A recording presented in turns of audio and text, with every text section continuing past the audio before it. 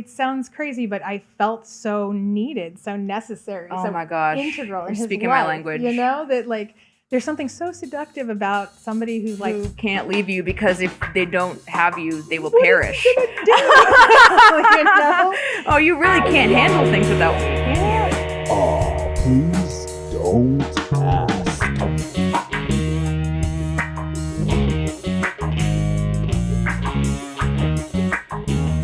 Don't ask, baby.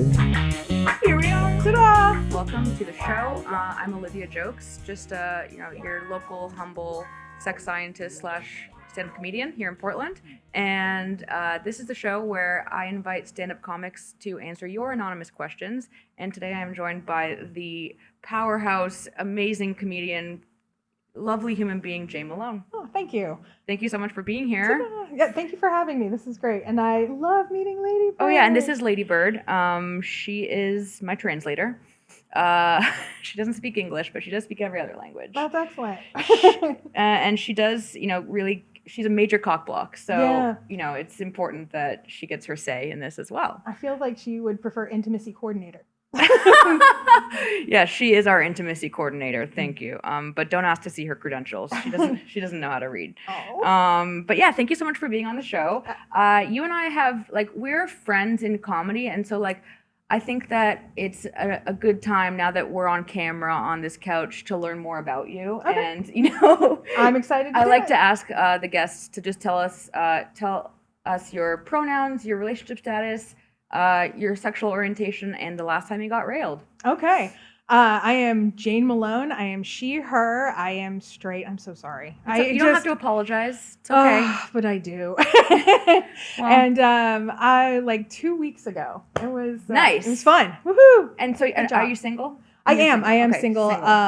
Yeah. Do you identify as poly or anything like that, or you're just I'm pan-romantic in that I fall in love with absolutely everyone, regardless. God, I'm an idiot like that. But sexually, I've only ever been with men. Okay. So. Well, it's really important to me to acknowledge that I'm not always the right perspective for these questions. For sure. And so I think that that's why it's so fun for me to have people on who have you understand the agony and the ecstasy that we're dealing with here, right? Oh, for sure. The highs and lows. Stand-up comedians know better than most people how high you can get and how low you can get. Oh yeah, yeah. It's a science. It's a very delicate balance we're working on. Yeah, and things like this help. We're filming in the middle of the day. Yeah. When the sun is out, it's nice the sun is coming out. It's actually a real fun change of pace, I think, to get to just not tell the jokes that you've written and just kind of see what the people have asked you. Absolutely. I always love going in and doing a straight set, but it's a lot of fun to be able to come to a project like this and really explore in depth things that I typically don't have to on stage, for sure, and then to kind of mine that and see what's there. That's awesome. Do you have are you a perfectionist when it comes to your jokes? Do you tell your jokes the same way, or do you write your scripts? Or I do. I'm very, very written. So if you see a set of mine that's 18 minutes, the next time you see that set, it will be pretty close to identical. Wow. I change out jokes, but I don't change jokes once they're formulated. Once they're solid, they stay like that forever. That's really interesting. Yeah. How long have you been a comedian? I will be 9 in May. Aw, that's so cool. Almost, right? It's so close. I think I've got 7 years, but I've only ever really been writing jokes for the past couple years. Yeah. So when I first started comedy, I used to work in the adult toy industry at Liberator in Atlanta, and they manufacture their products there in Atlanta, Georgia, at their factory. And I was like, whoa, this is a venue. We're at a sex factory. That's awesome. And I had a friend who was a stand-up, and she was the first person to ever tell me that I was funny and that I should write things down.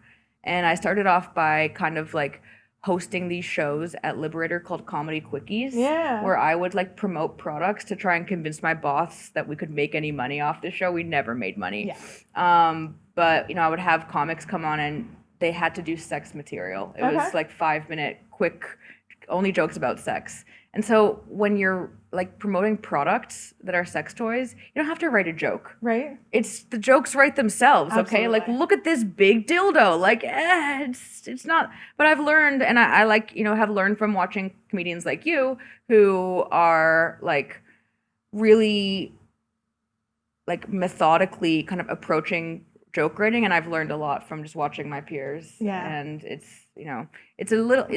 not something that everyone can do. And this is also not something that everyone can do. No, like, this is a whole this is a whole different kind of thing. Yeah, it's a different muscle altogether. Yes. Do you have any dating advice that you've ever like received that you think of or that you would pass along before we get to the questions? My grandmother was one of those who was always like, never get upset about a man. They're like buses. There's always another one coming around the corner. That's exactly what I was looking for. That's exactly what you want your like 80-something-year-old grandmother. Tell me again, it's never get upset. Never get upset about a man because they're just like buses. There's always going to be another one coming right around the corner. So it's so true. And that's a really nice analogy. Thank you to your grandmother. Right. Thanks, Audrey. Thank you so much.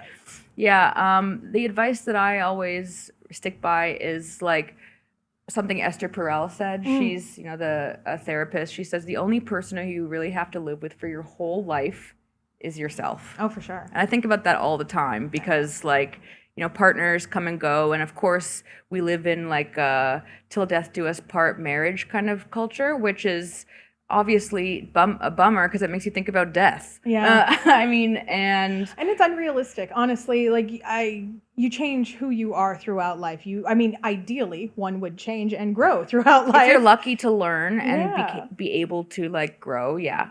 So the idea of like marrying one's high school sweetheart and then staying there forever sounds enticing when you're young, but like I remember my high school sweetheart, and if I were still there, I would throw myself into a well. So a deep one. Yeah, very like sludge at the bottom. But like it's you don't know who you are. I think for a while there's a lot of like self-exploration that has to happen in dating. Like it's hard to know what you're looking for until you know who you are and what you want in this life, and that changes. And it's okay for it to change too. What was your worst ever breakup? God, I've been slammed quite a few times. The worst one ever was probably I was dating. It was an on again, off again relationship that kind of just would not die. It just won't die. It wouldn't die. I hate it. And so the sex was good. The sex was the sex was amazing. He's still hot. Anyway, but he kept breaking up with me, and then he'd come back, and he'd break up with me, and he'd come back, and then we broke up 5 or 6 times, and then finally I just left. And it sucked so bad. I still miss him, but like, yeah.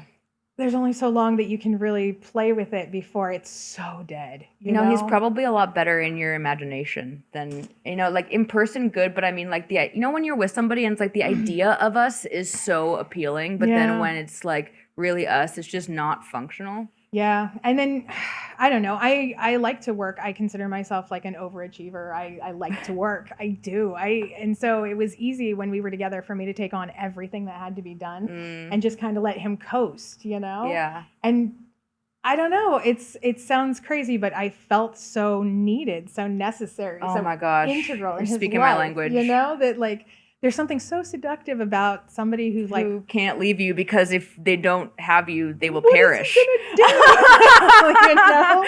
Oh, you really can't handle things without me, can you?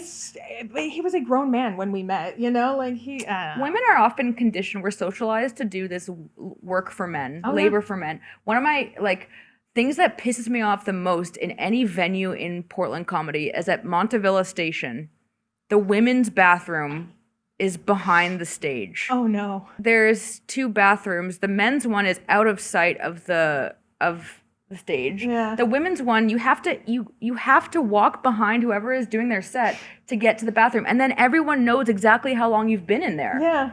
And I just felt like, leave it. Women, we do so much emotional labor for men. It's peace? Like, can it not be? Could that have been the men's bathroom? Because men like interrupting, and men are like, hey, I gotta go take a shit. And if I want to go change my tampon, and God forbid I also have to poop at Montevilla Station, I'm just gonna die in there. I'm never coming out. Yeah, I don't know how that came up. Anyway. Dough Comedy is like that too. I was on Dough on Wednesday at Mississippi Pizza, and there is a bathroom. They've got a couple on the outside too, but there's one that's inside the showroom, and it's right next to like the announcers like little thing. And right by the door too. Yeah, so when you go to the bathroom, they can hear you. Yeah. Like if there's a lull in the stand-up, we can hear you. And it's dark in that room, and then the fluorescent lights are like. Yeah. Yeah, I don't like that. Yeah. But being hydrated is important, so I for pee at shows all the time. The structure of this show is very much like open format. If you are wanting to give serious advice, if you want to give unserious advice, and also if you don't like the question, we'll just move on. Okay, absolutely. Should we do a question? First question, please. How does one get good at dirty talk? I can't stop laughing at myself whenever I attempt to sound sexy. And that's one of my favorite emojis, by the way, the melty emoji. Yeah. I get a little embarrassed about dirty talk too. I get how that can be because you sound absolutely insane. It's silly. Well, and then, okay, so I was with this guy one time and he was like, beg me. And I was like, please, please, please. And he's like, no, beg me like you don't, like, no, please don't, or whatever, right? Mm-hmm. I was like, I beg of you. And he's like, not like that. No. I beg of you, my lord. No, please. And he's like, no, don't do that. Wrong. It's a tightrope walk between like. He wanted you to beg for it. He wanted you to be like, tell me how bad you want it kind of thing. Kind of. Yeah. Yeah, it was. I'm not good at either of these things, honestly. Oh, I'm pretty good at it. Yeah? Yeah. Because you have to really just kind of like, for me, first of all of sex is about power exchanges. Okay. And I mean, there's a lot of interesting philosophy about it. I mean, this book here, Eroticism by Bataille, it's very much like an exploration of how like taboo and like transgression are the other side of intimacy. So like leaning into the wrongness is how to kind of embrace it. Absolutely. And, it's also okay to laugh if it's funny. I think that like if you're fucking and you are afraid of laughing, then when you do laugh, you're automatically just like being pulled out because you think, oh, I'm not allowed to do that. Yeah. I think it's okay to laugh. I appreciate being with somebody who we are having fun as opposed to where we are trying to make it a very serious interaction. Yeah, what the hell? I'm not a high drama person. I'm a comic. I am comic relief. That is how I'm comfortable relating with people. And so I prefer to be with somebody who has a little bit of levity when they're approaching the situation. But it is very unsexy though to fuck a comedian and you're fooling around and they say, "Hey, is this a bit?" Oh, my pussy's dry now. Right? And, yes, it's a bit, and let's write it. But let's stop having sex. It's difficult to work through that because then my brain is very much like easily distracted, and so if I am thinking about comedy when I'm fucking, like I'm never gonna come. I'll never get there.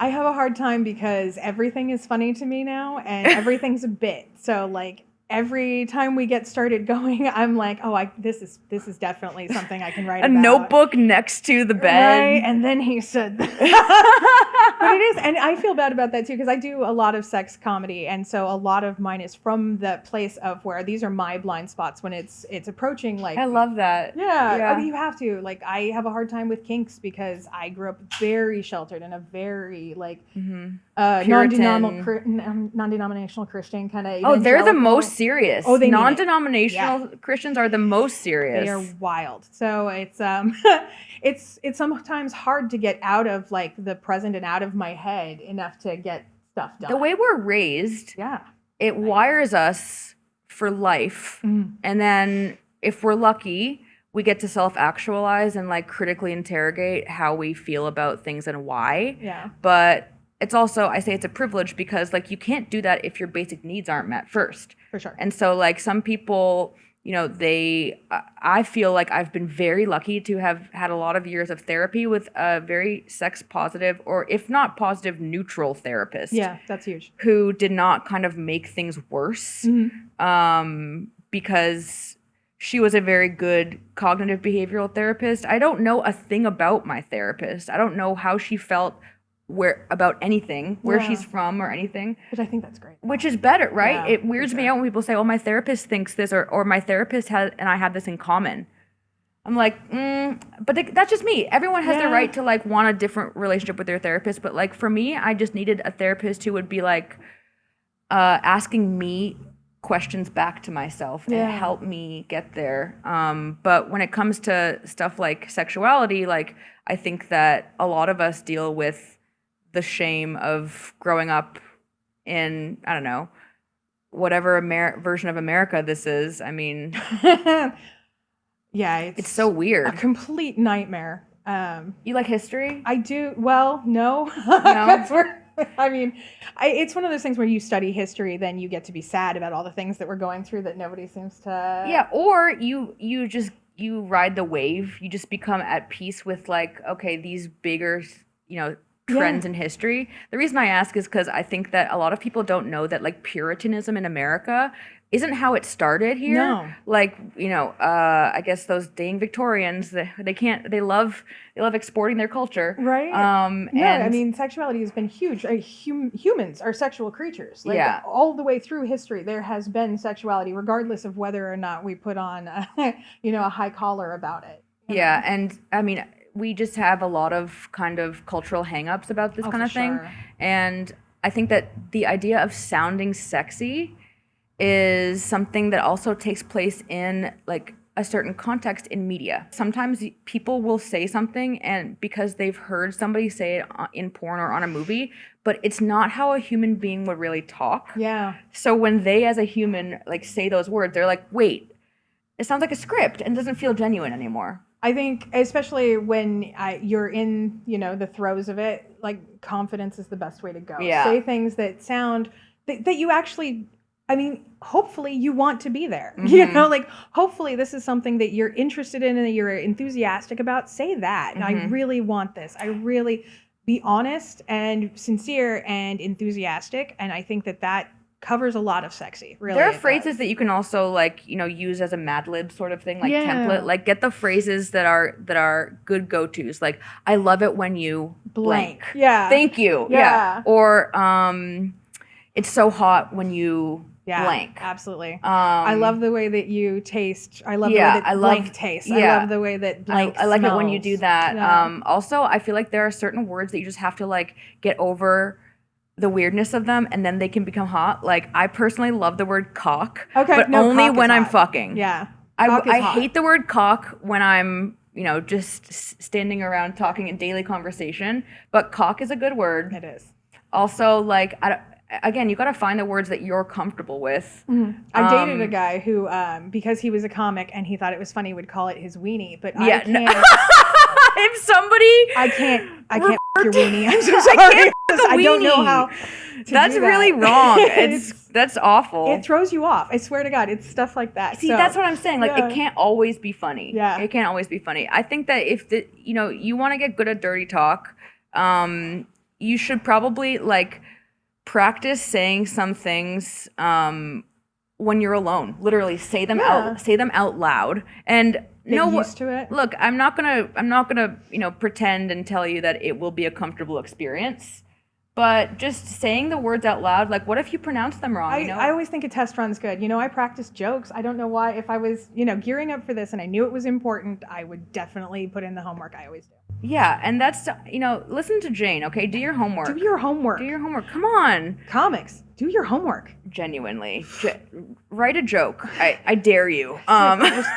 It's so cute. There's two parts to it. There's like the premise and the setup, and then there's a punchline punchline or the relief. It's so easy. Just I actually only about half my jokes have a punchline. That's why you're a better comedian than me. I have this whole nutty fucking focus on my joke per minute ratio, and it cannot fall below a certain level, or I just freak the fuck out. I just cannot. You are type A. I am. I'm type really B. want this to go well. I'm much more type B. Who are your favorite comedians that you I maybe not aspire to be like, but people who you admire? Okay, that's easy. I mean, Tina Fey, obviously. Yeah. Everything in her world is brilliant. She's not necessarily a great stand-up, but I don't think that that's the foot that she puts forward. Yeah. Yeah. I think she could write a stand-up set. I think she could deliver lines, but I don't think that that's something she's interested in. But I love all of her projects. She's an amazing comedy writer, and I mean, I love that. I'm the same way with Amy Poehler. Okay, absolutely. Have you read their books? Yes. Both those books both are of them. amazing. I love and respect female comedians who For sure. make their own kind of way. Mhm. I also love Chelsea Handler. Absolutely. I admire her greatly. She reminds me a lot of the Pam Anderson quote, if you're going to go to a business meeting in a hotel room, leave with the job. That's fair. You know exactly what you're getting when you go to a business meeting in a hotel room. I've read every book she's ever written. Really? She's written like a lot of, just kind of memoirs and I love me some Chelsea. And I remember I really fell in love with her when she posted a picture of herself topless on a horse. Yeah. After Putin posted that picture of himself topless on a horse. Both great photos. Side by side, they're really women can do anything men can do. Just anything, even better. Better, Yeah, way better. way I mean, better. because her tits are way better than his. They really are, and it feel like he's got enough money he can fix that. Whatever. It's okay. I feel like Chelsea Handler would give an amazing seminar on dirty talk. Yeah, I feel like Of those three women that we Definitely. just mentioned, I want Chelsea's advice. Tina Fey would not like to be involved in this. Tina Fey would be like, "Why do you want to do that? Yeah. Like that's a It's not a terrible thing she idea." wants to do. And then Amy Poehler would be hilarious. She'd be like, "Dirty talk." Right? She'd get real cockney with it. Yeah. Oh, governor. Right? Should we do another question? Sure. Do I have to throw out the sex toys I used with my ex? Is it weird to use them with new partners? They were expensive. Okay, that's what I was going to say before I got to the end of this question. I was like, those things are like $100. Sometimes, depending on what it is, if it's a very special thing that you guys bought together and was specific to you guys, then maybe. I know that I've gotten rid of lingerie that a man had given me because it was special to us, and I didn't want to. Did you burn it or something? No, I just tossed it. I didn't even Goodwill it. Like I just was like out of this world into the dumpster. But someone could have really benefited from that, Jane. That was selfish of you. Nobody. Let me tell. They won't want it when they know what we did with it. I always think that they're washable. They are. I mean, hopefully they're washable. They had better be. They're not sex toys if they're not washable. Well, actually, some sex toys like they are washable but not sterilizable. Okay. So there's this concept of like, a non-porous surface, like a silicone that's platinum cured. These are all technical terms. No, that's great. We have a real live expert, and she can tell you which ones to throw away. Any sex toys that look like a jelly Okay. and are like, don't use them. Okay. Or use a condom over them, because even though you can clean them, they have microscopic, not clear space, and like bacteria can live in them. Okay, so maybe we should be all like getting new sex toys every so often. I like to say, if it doesn't look like it did when you bought it, throw it away. That's probably good. Unfortunately, if it looks whittled, out. If it looks, if you can tell that it's been used, you should throw it away. Yeah, and there are certain toys that will last forever, like stainless steel and glass, and even some like some silicone toys, even if they are platinum cured, like if you're using a silicone based lube, they can have a degrading effect on it. Yeah, it'll break it down. Yeah. So I think that depends on the toy, like you said, but lingerie I think is a really like logical, step to the right of answering this question. Do you have any sex toys that are like that have been through multiple relationships, or do you kind of? I am one of those people who I typically don't use toys with another partner. I've had people. You're brave. Yeah, I'm on my own about that stuff. But then, Bird. Come here. She's just so excited. She said, intimacy coordinator said, no. That's too far. That's too far. Yeah. But I have been with people who brought out toys before, and like we've done stuff, and I've never been against it, and it's never really occurred to me like, oh, who used this You didn't before? feel a sort of way? Yeah, no, that's fantastic. But it didn't look like a used toy either. You know what I mean? Like if they had brought out like a really, I don't know, a heinous piece of rope or something, I would have been like, oh God, no. But, a heinous piece of rope. I don't know what would be considered like if it was a dildo and it was dead. I'm like just sad and there's pit holes, or I don't know. Yeah, I feel like there are certain things, like I don't know if I would like say that there's any toy that always you could apply this to, but like, yeah, if there are things that like maybe are going inside you a lot, and like, I don't know. The unfortunate thing is that there's really, as far as I know, and I look it up all the time, there's no actual like way to ethically, responsibly throw away sex toys. I've never considered it being one of those things. When I after vibrator dies, I just toss it. I have Right. never thought about But now- rebuilding now or we, donating. because of the big lie constructed by like big oil, we as individuals need to be responsible for saving the world. Yeah, that's possible. And so I was worried. I was like, isn't it bad to throw away a battery or something? Like, couldn't it explode? Turns out, yeah. And turns out you don't have a choice. Yeah. You just got to throw it. Yeah. That's why I like to, I like to recommend if you're going to throw away a vibrator or a toy, just try and find a way to make it an art installation in your home instead. Right. Like incorporate it into some sort of, jewelry holder, or if it has a suction cup on an base, altar? yeah, something like that. Like, burn Coat rack? burn some sage, exactly, like next to it. But yeah, I personally have a couple of toys that I just like. I don't care how many people I've used them with. Like, it's the toy that I like, and I know that it can be sterilized. And if you don't like it, then buy me a new one. Yeah. Well, and that's a whole component too. If the person that you are with is uncomfortable with the toys that you have, they are always welcome to buy their own. Yeah, exactly. I think that's really good advice for things in general, Yeah. which is like, okay, if you want me to wear lingerie and you have a certain thing, like, you can buy it because it's something that you want. Yeah. Same way, like, if you invite someone out to eat or invite someone over to eat, like, you're providing dinner. Yeah. You don't expect someone to come over and then cook at your house. Yeah, absolutely. It's a good metaphor that I just came up with on the spot. Boom. See that? And I'm always on, comedy, guys. It's Yep. just joke after joke after joke after joke. Punchline, punchline, punchline. That's all I want. And we have to know our strengths. Yeah, right? Can we have the next question, please? I'm a woman who's allergic to latex. I've tried all the different types of condoms, and they all suck. Help? I'm gonna suggest women. I'm gonna suggest,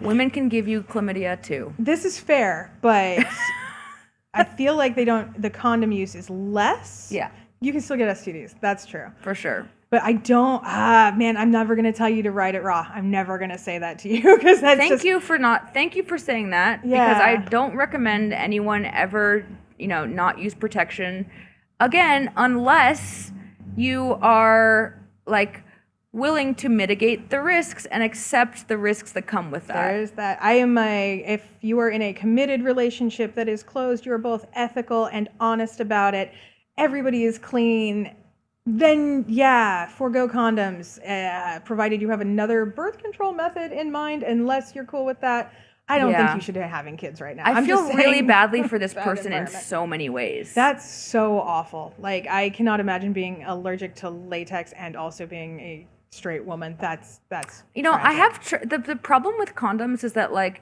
people say, oh, like, women can't tell the difference. I can. Oh, you can tell. I can We tell can the tell. difference. I can absolutely like, fucking tell. I definitely, interesting thing about, like, we live in an amazing society with medicine where people are on PrEP, and like PrEP it's pre-exposure prophylaxis for HIV, and I've actually read that, like, because so many people are on PrEP, that condom use has gone down, and therefore, like, chlamydia, gonorrhea, syphilis is going up, Right. which is like dystopian. I really feel for this person. I think that, like, the communication will be absolutely vital, Yeah. and also vital to not just fuck wearing condoms that will give you an allergic reaction. Don't like compromise your body just to, like, please a guy. Oh, absolutely. I also, I don't know. I would ask a doctor. Literally, like, I would say ask a oh my what? Lady, you're so cute. Oh, okay. Hang on a minute. You want to? We're gonna French make out. kiss? We're gonna make out. Ladybird. Oh. You're very. Her cute. tail. She loves you.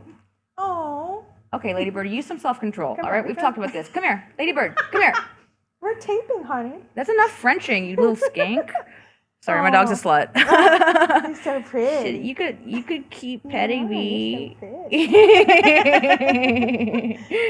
Oh, that's so sweet. Okay, this person needs to talk to a doctor. Oh, for sure. And just, I would say stay optimistic, be brave, Yeah. and come see some comedy shows. It might help you with the existential kind of pain of that. Absolutely. And it is devastating to not be able to be with the person that you want to be with the way that you would like to be with them. Absolutely. But don't I'm sure you're aware there are other things to do besides, just intercourse. So, lean hard into what you can do, but definitely don't get an allergic reaction for a dude. Not worth it. Yeah. And also I think make it your hard line with guys and be like, I have an allergy, and if you bring up A, raw dogging, or B, just using it, I'm moving on. That's my non-negotiable. For I sure. think that we can all agree that regular condoms kind of suck too. Yeah. Latex ones suck.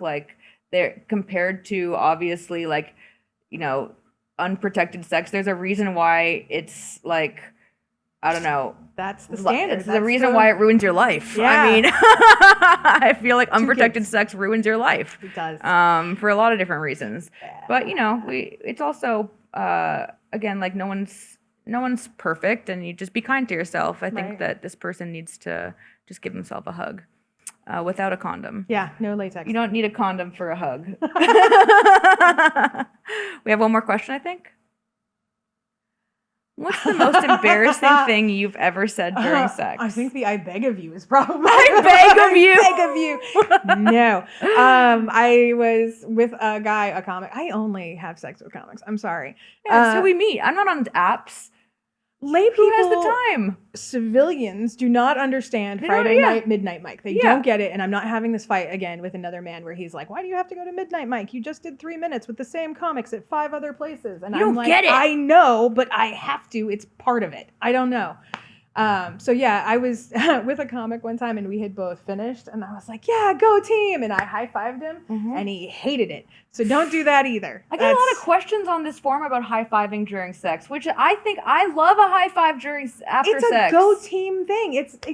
Where else would you high-five in life that we even made quarter of the sense? There's different types of high-fives. Also, it's not like we're running towards one another from across the room and being like, high-five. He was right. Go team. It was he hated it. You know what would be worse? Not playing.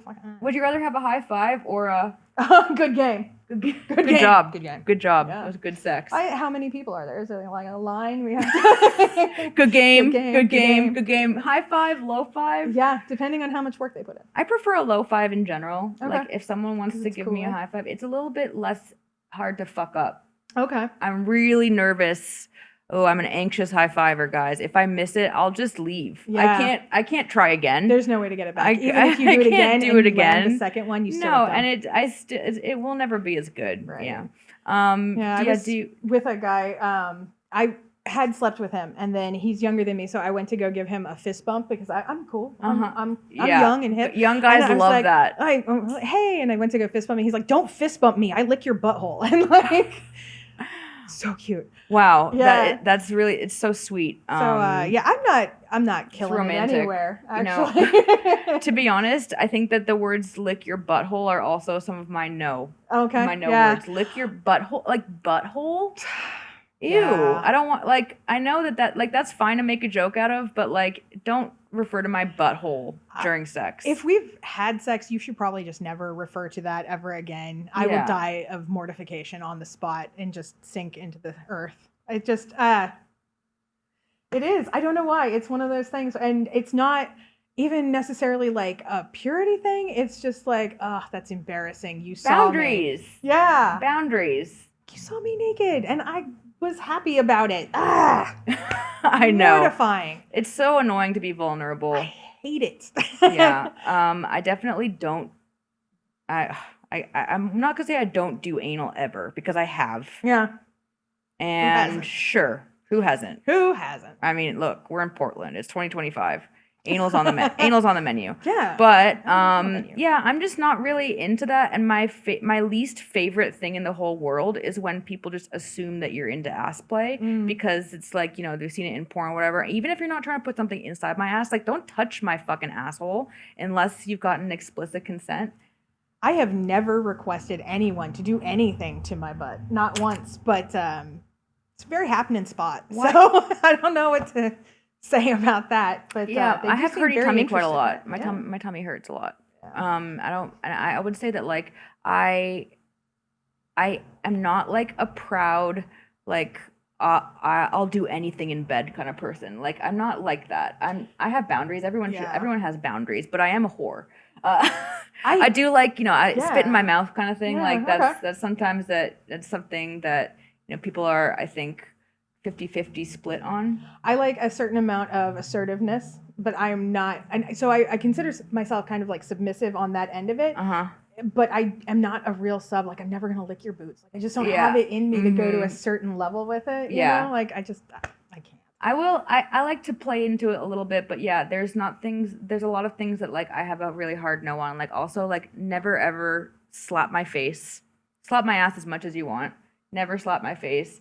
Never I will never stop talking about this. Don't choke people in bed. Unless, well, you can choke some people. No, like and again, this is one of those like, oh, it's so funny, but like also, you only get one chance to live, and you cannot. I don't think it's easy to live down killing someone in bed. Like I just feel like manslaughter, like by erotic asphyxiation. Like you gotta really know the person.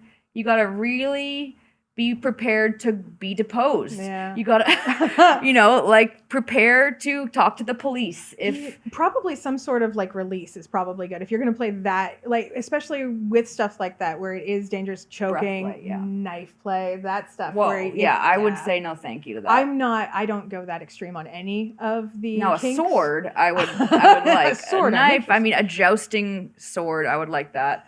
But I would say that my recommendation for choking is like, if you want to simulate that, like you put your own hand on your throat and then someone can like put their hand on your wrist. I don't know. It's just a little safer. I've read too much on the internet. I've read like way too many case studies.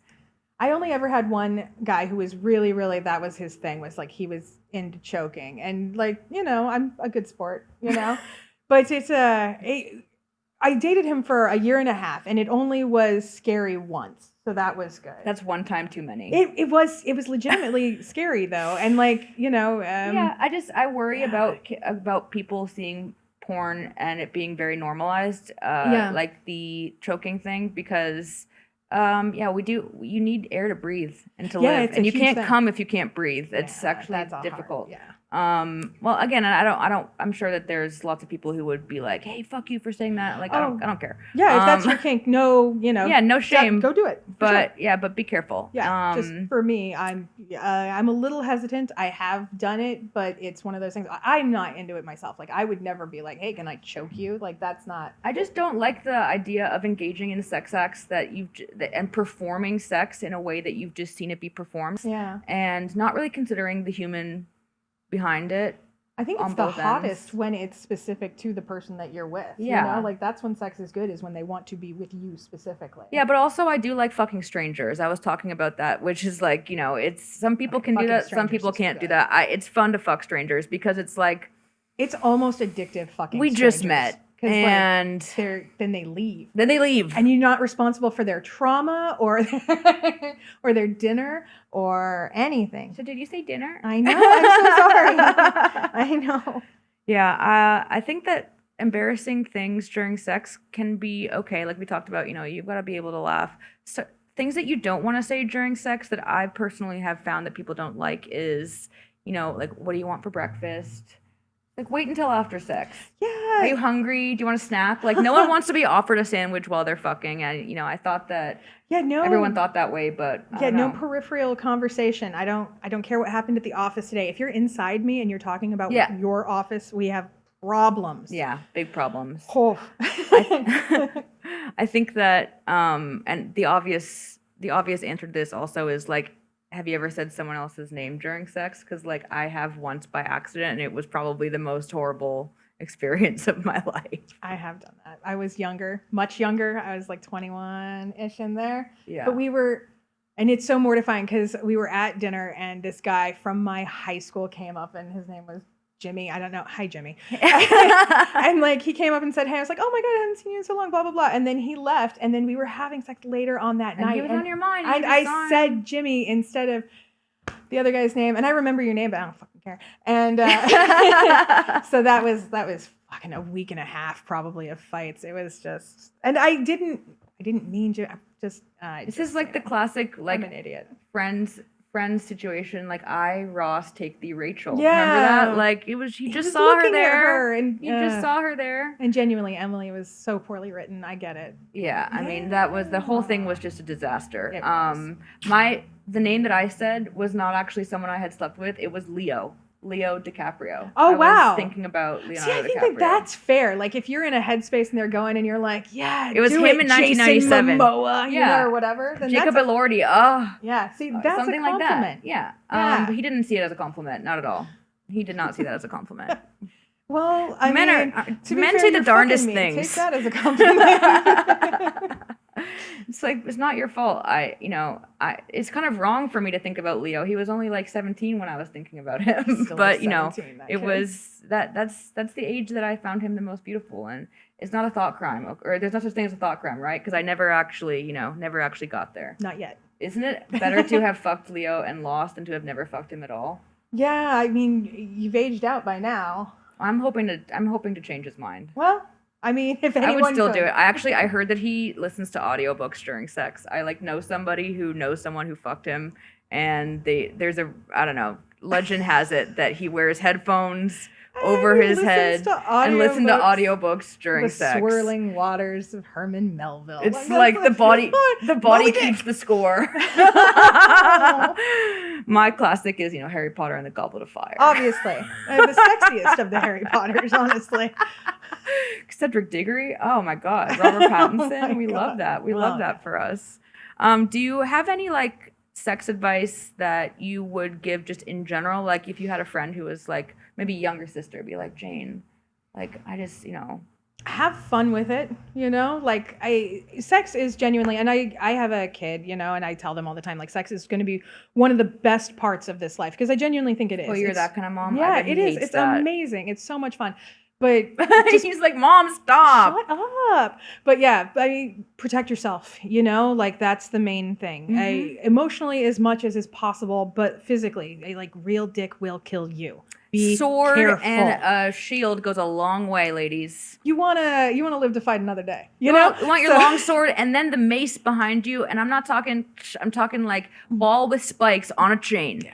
That's a mace. Genuinely, even if you didn't get something that could kill you, there's still so much out there that is so horrible. And genuinely, there's no way of getting out of HPV, really. So get your fucking vax for that and wrap it up. Unless you're, in a committed relationship, closed, and everybody is very honest. And that's, again, Not really difficult to pull off. But I'm rooting look for out you. for yourself. Yeah, the person that you live with for your whole life. You're is stuck in here yourself. forever. Yeah. It's wild. It's like getting tattoos. Get nice ones from good artists, because you're married to it in a way that you're not married to anybody else. Do you ever stare in the mirror and just think about your relationship with yourself? I do that a lot, where I'm kind of like, what would I say? What do I want to say to me? I think that it's really because Girl, what are you doing? Yeah, I always feel stuck in here, and I'm like, if I had a different ship to pilot, I think that I would do very different things, Yeah. But you play the hand you're dealt, so Totally. yeah. Well, I admire you so much. Do you have any shows that you regularly are? I'm part of the Oregon Independent Comedy group, so OregonIndependentComedy.com, and you can see all of our upcoming shows. Oregon Independent Comedy. Aw. Thank you. And then I don't know. I'm currently Vancouver's funniest comedian, and I am defending my title tonight. We'll see. I'm hoping for you to be Hopefully, Alter to March. hold that We'll see what happens. crown for another year. It would be cool. You're doing excellent work as Vancouver's funniest person. All the philanthropy you've done with this position, it's honestly It's been so inspiring. It makes me feel like, get out there, make the world a better place. Be more like Jane. right? Okay. Idiots. We eat dinner and drink whiskey. I'm just saying. Well, it's really a pleasure to have you on the Indeed. show. Thank you all and so I much love for you so having much. me. This Thank you was so much much. fun. And it was so great to meet you. You're so cute, Lady Bird. I'm glad we fell in love. Yeah. Oh, okay. Thanks, everyone. Thanks for watching. Bye. Aw, please don't ask.